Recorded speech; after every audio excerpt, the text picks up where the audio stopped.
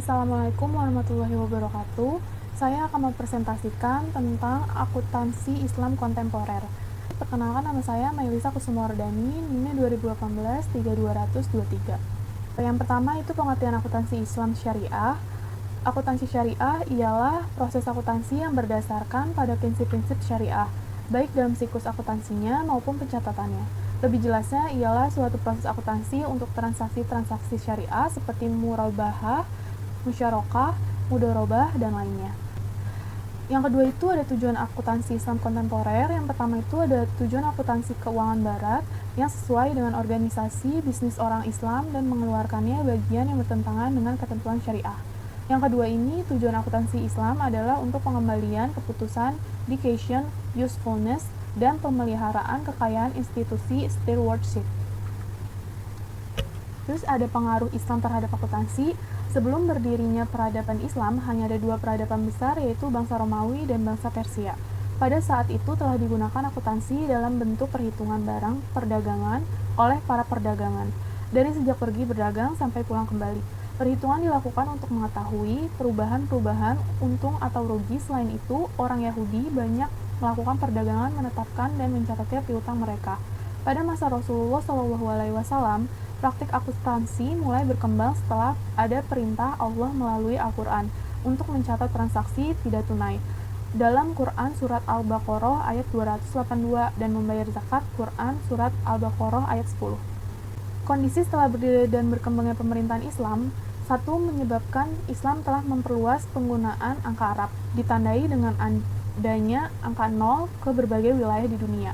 Yang kedua itu ada kewajiban pencatatan transaksi tidak tunai. Dalam Quran Surat Al-Baqarah 282, telah mendorong umat Islam peduli terhadap pencatatan dan menimbulkan tradisi pencatatan transaksi di kalangan umat. Ini juga mendorong berkembangnya partnership. Yang ketiga itu ada kewajiban membayar zakat. Sebab-sebab munculnya akuntansi Islam kontemporer. Dalam pendekatan deduktif, prinsip teoritas, akuntansi secara logis diperoleh lewat deduksi berbagai asumsi dari aksioma atau prinsip-prinsip awalnya.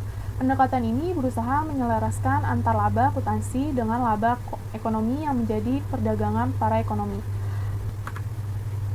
Sebab-sebab munculnya akuntansi Islam kontemporer selanjutnya itu ada AOIV. Sejak 1996 menerapkan cara pendekatan yang kedua tersebut. Lembaga ini berpendapat bahwa cara itu konsisten dengan prinsip-prinsip Islam lebih luas, bahwa suatu pendanaan tak selalu memerlukan konsep yang mesti diambil dari syariah.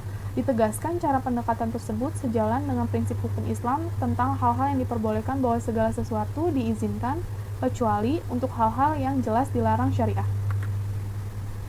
Isu-isu kontemporer. Yang pertama itu ada reksadana syariah, reksadana yang berlokasi menurut ketentuan dan prinsip syariah Islam, baik dalam bentuk akad antar pemodal sebagai pemilik harta, syahib al-mal atau rob al-mal, dengan manajer investasi sebagai wakil sahib al-mal maupun antar manajer investasi sebagai wakil sahib al-mal dengan penggunaan investasi.